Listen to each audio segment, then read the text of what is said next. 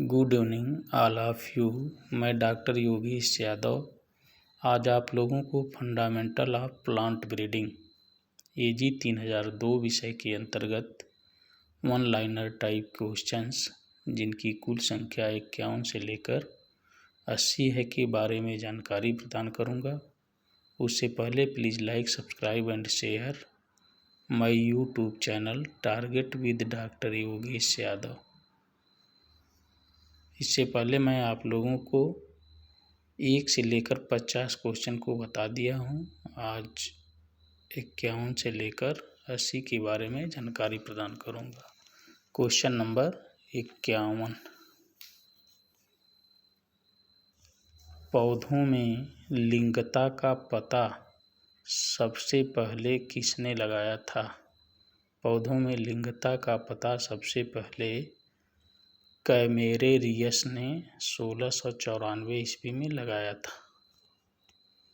Question number 52, Mendel ने आनुवांशिकता के नियमों की खोज तथा संकरण के आनुवंशिक आधार का पता कब लगाया था?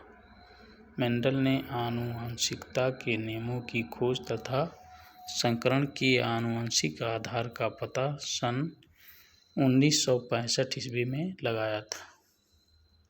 क्वेश्चन नंबर 53, पार्थक्य सिद्धांत पर आधारित चयन की एक वैज्ञानिक विधि संतति परीक्षण का आविष्कार किसने किया था?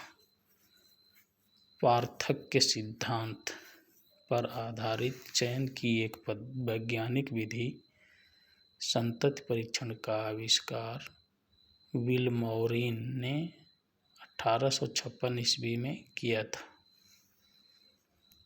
क्वेश्चन नंबर 54, पादप प्रजनन की सेंट जीनर प्लॉट विधि का आविष्कार किसने किया था? पादप प्रजनन की सेंट जीनर प्लॉट विधि का आविष्कार सन 1888 ईस्वी में WM हेज ने किया था। क्वेश्चन नंबर 55, चयन की सबसे पुरानी तथा सस्य सुधार की सबसे तीव्र विधि है?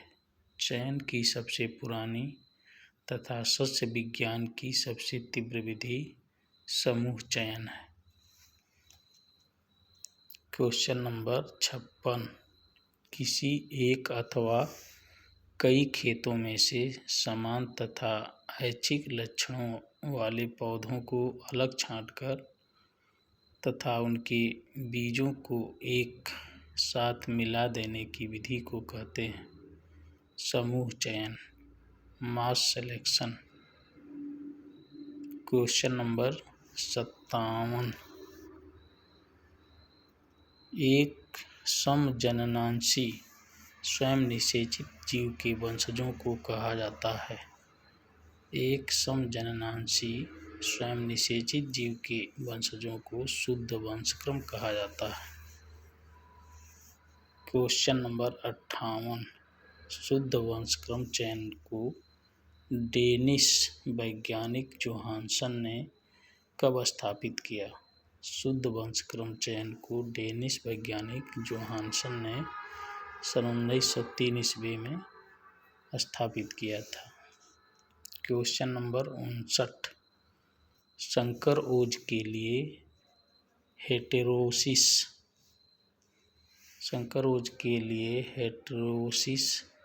शब्द का प्रयोग सबसे पहले किसने किया था?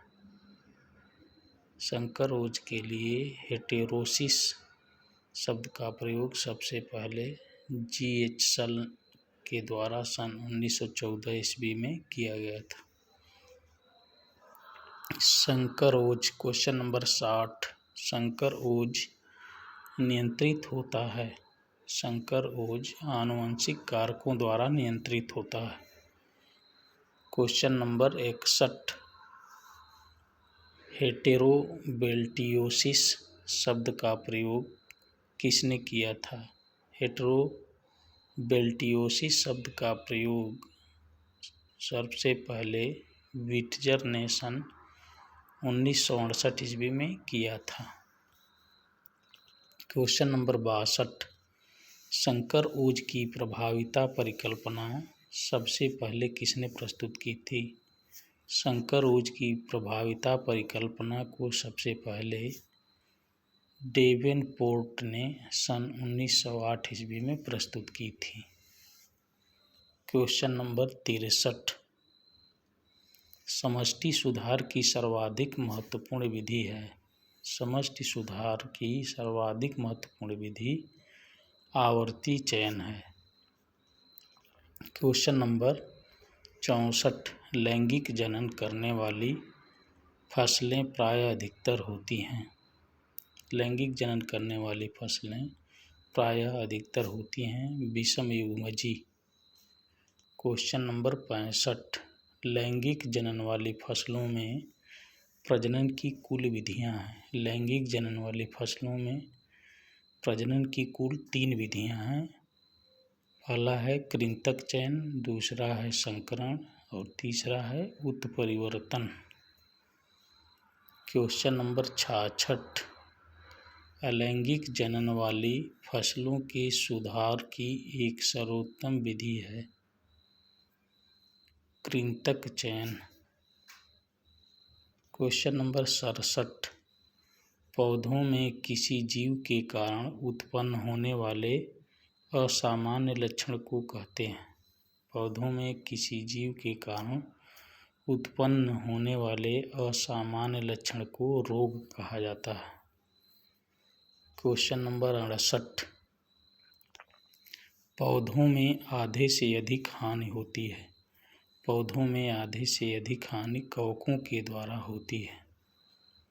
क्वेश्चन नंबर 69, पौधों में विभिन्न रोगजनक द्वारा फसलों में पहुंचाए जाने वाली हानि का क्रम है कवक, बैक्टीरिया, वायरस एवं सूत्रकृमि।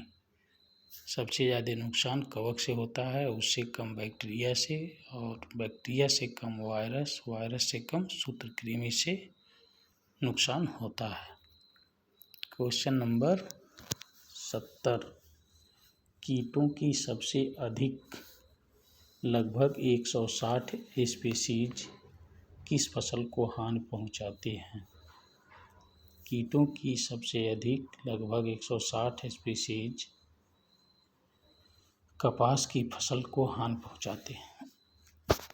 क्वेश्चन नंबर 71, उत्परिवर्तन शब्द का प्रयोग सर्वप्रथम किसने किया था? उत्परिवर्तन शब्द का प्रयोग सबसे पहले ह्यूगो डी ब्रीज ने सन 1900 ईस्वी में किया था।